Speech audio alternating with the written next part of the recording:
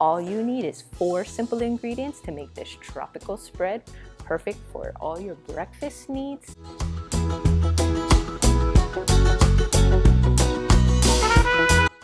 Aloha mai kako, my name is Relle and welcome to my kitchen, where I like to share all my favorite island and Hawaiian style recipes. And today we'll be making guava jam. All you need is 4 simple ingredients to make this tropical spread, perfect for all your breakfast needs. Put it on toast, biscuits, bagels, pancakes, so yummy. First, let's talk about the ingredients. You'll need guava, water, sugar, and pectin. First, let's talk about the guava. Guava is a popular tropical fruit, especially here in Hawaii and especially in upcountry Maui, where I was born and raised. So much so that if you're from upcountry, it's common to be called a guava. No big deal. So hele mai, come along and let's make some guava jam. First, you want to make sure you rinse all your guavas. The skin on the guava is really soft and they blemish really easily, so take off any of those yucky parts. Go ahead and trim off the bottom and the top of each of the guavas, and then you're going to go ahead and cut them in half and in half again, so you end up with fourths.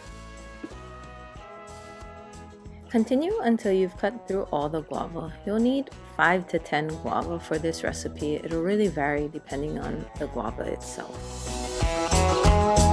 Guavas can be readily found in most grocery stores or farmers markets in Hawaii.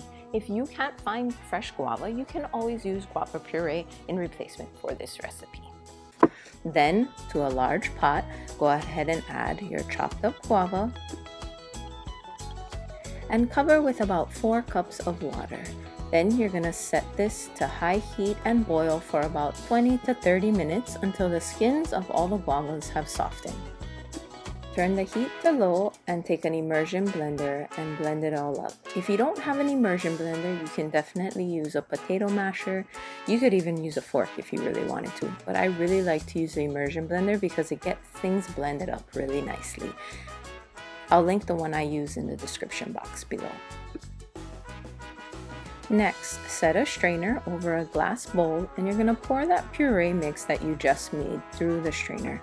Guavas have a lot of seeds, and although they're edible, they're pretty firm, and if you bite on one, it could chip your tooth.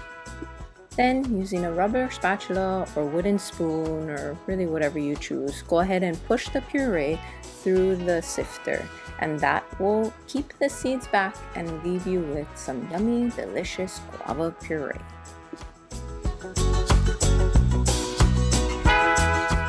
Once you've separated the puree from the seeds, you're going to want to measure how much puree you have. For this recipe, I'll use 2 cups of puree. Next, you're going to return the puree to the pot that you were using. Again, I used 2 cups here. Next, let's talk sugar.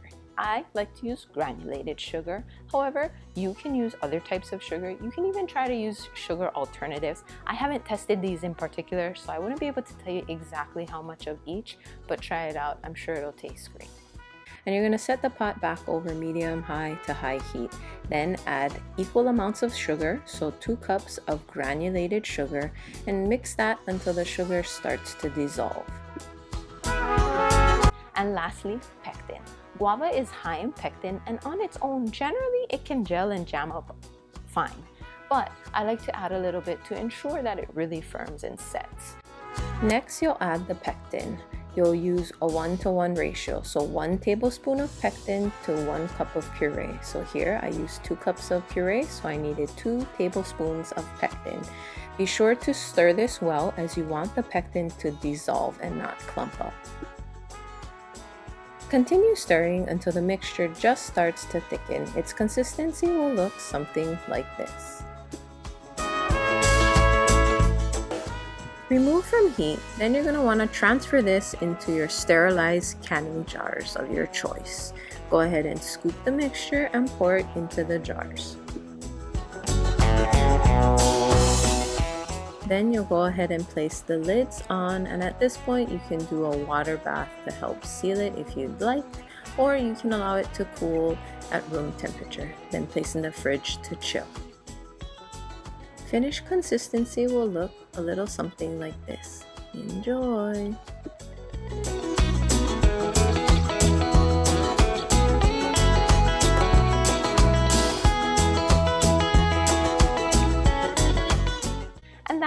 make guava jam. Super easy, right? If you make this recipe or any of my other recipes, let me know. I love seeing all your creations. Leave a comment in the comment box. What's your favorite type of jam or jelly?